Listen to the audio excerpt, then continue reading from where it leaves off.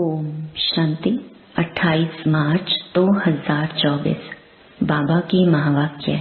मीठे बच्चे, यह कल्याणकारी पुरुषोत्तम संगम युग है। इसमें पुरानी दुनिया बदल नई होती है।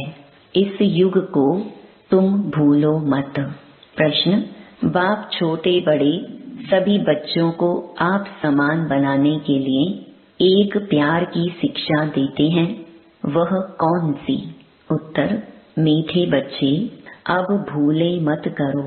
यहाँ तुम आए हो नर से नारायण बनने, तो दैवी गुण धारण करो। किसी को भी दुख मत दो। भूले करते हैं तो दुख देते हैं। बाप कभी बच्चों को दुख नहीं देते, वह तुम्हें डायरेक्शन देते हैं। बच्चे, माँ मेकम याद करो। योगी बनो तो विकर्म विनाश हो जाएंगे। तुम बहुत मीठा बन जाएंगे। ओम शांति।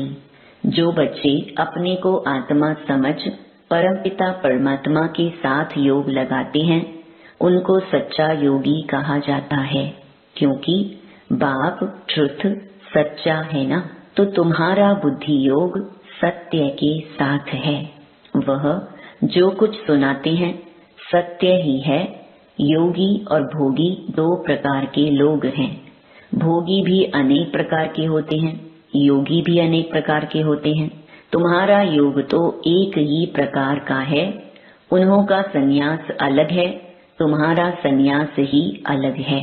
तुम हो पुरुषोत्तम संगम युग के योगी। और किसको इस योग का पता ही नहीं कि हम पावन योगी हैं या पतित भोगी हैं, यह भी जानते नहीं।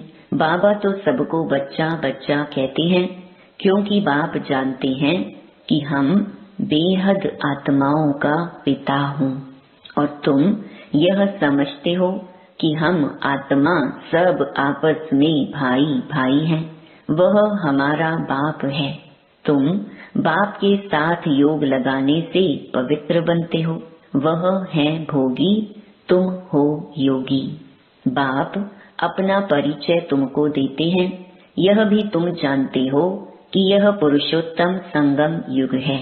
यह तुम्हारे बिगर कोई जानते नहीं। इसका नाम है पुरुषोत्तम संगम युग। इसलिए पुरुषोत्तम अक्षर को कभी नहीं भूलना। यह पुरुषोत्तम बनने का युग है। पुरुषोत्तम कहा जाता है ऊंच और पवित्र मनुष्य को। ऊंच और पवित्र यह लक्ष्मी नारायण थे। तुमको अब टाइम का भी पता पड़ा है। 5000 वर्ष के बाद यह दुनिया पुरानी होती है, फिर इसको नया बनाने के लिए बाप आते हैं। अब हम हैं संगम युगी ब्राह्मण कुल के। ऊंच ते ऊंच है ब्रह्मा, परंतु ब्रह्मा को शरीरधारी दिखाते हैं। शिव बाबा तो अशरीरी है। बच्चे समझ गए हैं अशरीरी और शरीरधारी का मिलन होता है। उनको तुम कहते हो बाबा, यह वंडरफुल पार्ट है ना। इनका गायन भी है, मंदिर भी बनते हैं। कोई किस रीति रथ को श्रृंगारते हैं। यह भी बाबा ने बताया है। बहुत जन्मों के अंत के जन्म के भी अंत में मैं प्रवेश करता हूँ। कितना क्लियर समझाते हैं। पहले पहले भगवानुवाच कहना पड़ी, फिर मैं बहुत जन्मों के अंत में सभी राज बच्चों को ही समझाता हूँ और कोई समझ भी ना सकी। तुम बच्चे भी कभी कभी भूल जाते हो। पुरुषोत्तम अक्षर लिखने से समझेंगे यह पुरुषोत्तम युग ही कल्याणकारी युग है।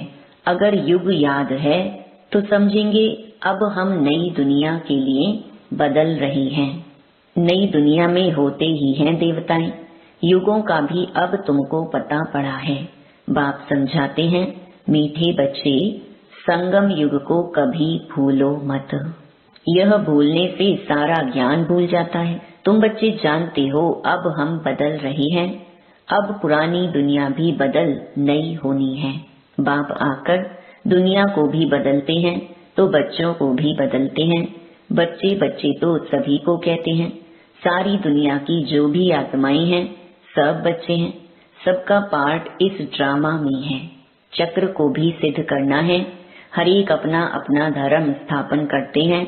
यह देवी देवता धर्म सिवाय बाप के कोई स्थापन कर न सके। यह धर्म कोई ब्रह्मा नहीं स्थापन करते। नई दुनिया में है देवी देवता धर्म। पुरानी दुनिया में सब मनुष्य ही मनुष्य हैं। नई दुनिया में देवी देवताएं होते हैं। देवताएं पवित्र हैं। वहाँ रावण राज्य ही नहीं। बाप तुम बच्चों को रावण पर विजय प्राप्त कराते हैं। रावण पर विजय प्राप्त होते ही राम राज्य शुरू हो जाता है। राम राज्य नई दुनिया को और रावण राज्य पुरानी दुनिया को कहा जाता है। राम राज्य कैसे स्थापन होता है यह तो तुम बच्चों के सिवाय कोई जानते नहीं। रचयिता बाप बैठ तुम बच्चों को रचना का राज समझाते हैं। बाप है रचयिता बीज रूप। बीज को कहा जाता है वृक्षपति। अब वह जड़ बीज है, उनको तो ऐसे नहीं समझेंगे। तुम जानते हो बीज से ही सारा झाड़ निकलता है। सारे विश्व का कितना बड़ा झाड़ है। वह है जड़, यह है चैतन्य सत चित आनंद स्वरूप। मनुष्य सृष्टि का बीज रूप बाप है। उससे कितना बड़ा झाड़ निकलता है। मॉडल तो छोटा बनाते हैं, मनुष्य सृष्टि का झाड़ सबसे बड़ा है। ऊंच ते ऊंच बाप नॉलेजफुल है। उन झाड़ों की नॉलेज बहुतों को होती है, इसकी नॉलेज तो एक बाप ही देते हैं। अब बाप ने तुम्हें हद की बुद्धि बदल बेहद की बुद्धि दी है। तुम इस बेहद के झाड़ को जान गए हो। कितना बड़ा पोलार इस झाड़ को मिला हुआ है। बाप बच्चों को बेहद में ले जाते हैं। अब सारी दुनिया ही पतित है, सारी सृष्टि ही हिंसक है, एक दो की हिंसा करने वाली है। अब तुम बच्चों को ज्ञान मिला है। अहिंसक सिर्फ एक ही देवता धर्म होता है सतयुग में। सतयुग में सभी पवित्र सुख शांति में रहते हैं। सब मनोकामनाएं 21 जन्म के लिए पूरी हो जाती हैं। सतयुग में कोई कामना नहीं। अनाज आदि सब कुछ अथाह मिल जाता है। यह बॉम्बे पहले नहीं थी। देवताएं खारे माना सागर के किनारे जमीन पर नहीं रहते हैं। मीठी नदियां जहाँ थीं वहाँ देवताएं थे। मनुष्य थोड़े थे, एक एक को बहुत जमीन होती है। सतयुग में है ही वाइसलेस वर्ल्ड। तुम योग बल से विश्व की राजाई लेते हो, उसको ही राम राज्य कहा जाता है। पहले पहले नया झाड़ बहुत छोटा होता है। पहले थुर में एक धर्म था, फिर फाउंडेशन से 3 ट्यूब निकलती हैं। एक जैसे फाउंडेशन है देवी देवता धर्म का। थुर से टाल टालियां छोटी छोटी निकलती हैं। अब तो इस झाड़ का थुर ही नहीं है और कोई ऐसा झाड़ होता ही नहीं है। इनका मिसाल भी बड़ के झाड़ से एक्यूरेट है। बड़ का झाड़ सारा खड़ा है लेकिन थुर है ही नहीं, सूखता भी नहीं। सारा झाड़ हरा भरा खड़ा है, बाकी देवी देवता धर्म का फाउंडेशन है नहीं। थुर तो यही है ना। राम राज्य अथवा देवी देवता धर्म भी थुर में ही आ जाता है। बाप कहते हैं हम 3 धर्म स्थापन करते हैं।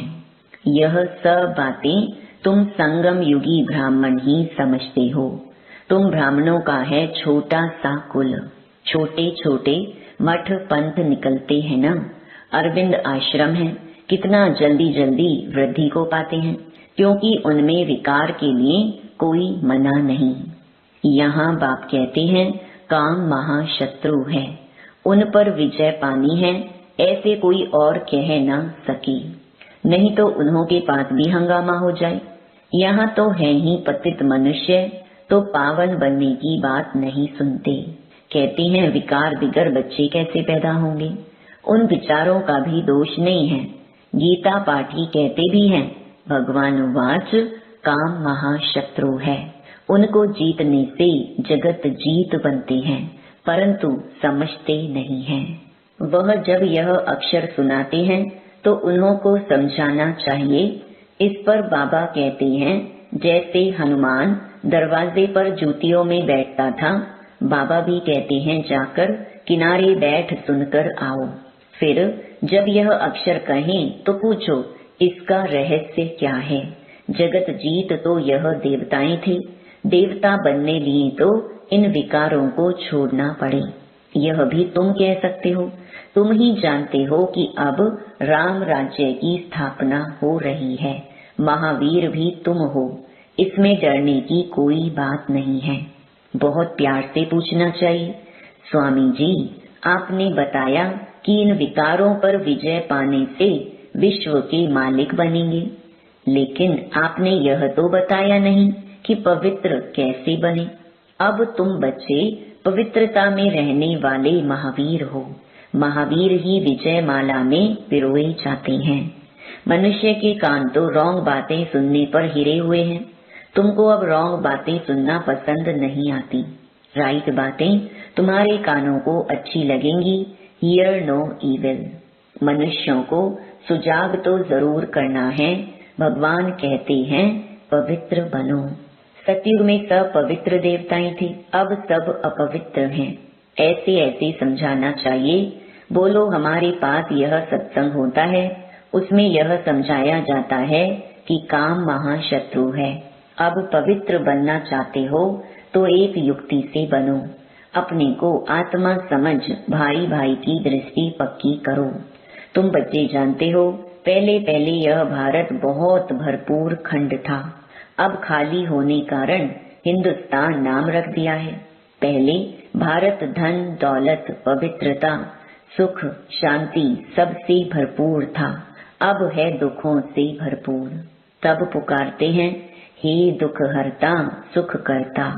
तुम कितना खुशी से बाप से पढ़ते हो। ऐसा कौन होगा जो बेहद के बाप से बेहद सुख का वर्षा नहीं लेगा। पहले पहले अल्प समझना है। अल्प को ना जाना तो कुछ भी रहस्य बुद्धि में आएगा ही नहीं। तो बेहद का बाप जो बेहद का वर्षा देते हैं, जब यह निश्चय बैठे तब आगे बढ़ें। बच्चों को बाप से कुछ भी प्रश्न पूछने की दरकार नहीं है। बाप पतित पावन हैं, उनको ही तुम याद करते हो। तुम उनकी याद से ही पावन बनेंगे। मुझे बुलाया ही इसलिए है। जीवन मुक्ति है भी सेकंड की, फिर भी याद की यात्रा समय ले लेती है। मुख्य याद की यात्रा में ही विघ्न पड़ते हैं। आधा कल्प देही अभिमानी रहे हैं, अब एक जन्म देही अभिमानी बनने में ही मेहनत है। इनके लिए ब्रह्मा बाबा के लिए भी बहुत सहज है। तुम बुलाते भी हो बाप दादा, यह भी समझते हैं बाप की सवारी हमारे सिर पर है। बहुत उनकी महिमा करता हूँ, बहुत प्यार करता हूँ। बाबा आप कितने मीठे हो, हमको कल्प कल्प कितना सिखलाते हो, फिर आधा कल्प आपको याद भी नहीं करेंगे। अब तो बहुत याद करता हूँ। कल हमारे में कुछ भी ज्ञान नहीं था। जिसकी पूजा करते थे हमको यह थोड़े ही मालूम था कि हम यह बन जाएंगे। अब तो वंडर लगता है।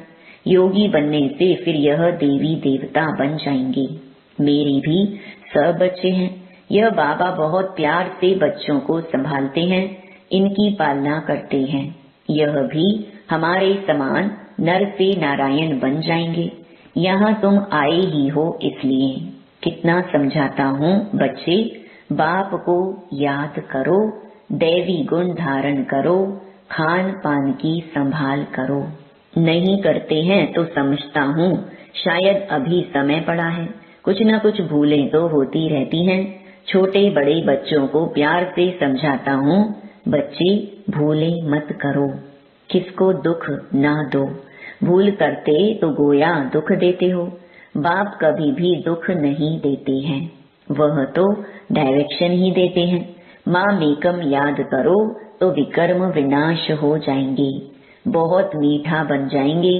ऐसा मीठा बनना है, दैवी गुण धारण करने हैं, पवित्र बनो। यहाँ अपवित्र के आने का हुक्म नहीं है। कभी कभी आने देते हैं, वह भी अभी। जब बहुत वृद्धि हो जाएगी तो कह देंगे यह है tower of purity, tower of silence. ऊंचते ऊंच है ना।